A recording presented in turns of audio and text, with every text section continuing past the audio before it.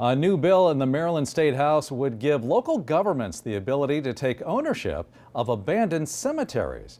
WBOC's Michael Dane takes us to Dorchester County, where some burial sites have unknown ownership and unclear responsibility.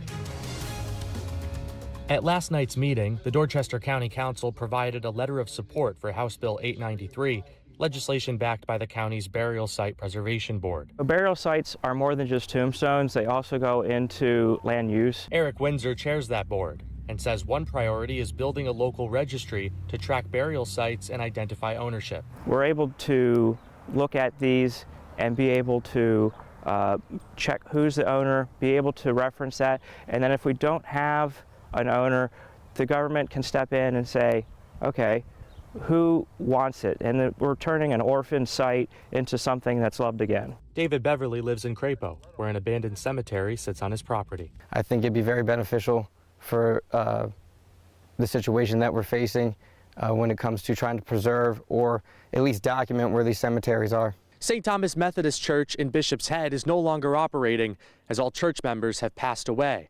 There are now questions as to who or what is responsible for maintaining this cemetery. What would happen to the 200 graves at the St. Thomas Church Cemetery once it transfers hands to a private property owner? In theory, the private property owner would be responsible for that cemetery. A push to preserve history and honor those laid to rest.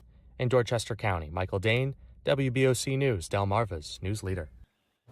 The measure is up against the clock. The legislative session ends this Monday. If it's passed, it would take effect in October and allow the state to step in when ownership is unclear. Plenty more still to come tonight at 6.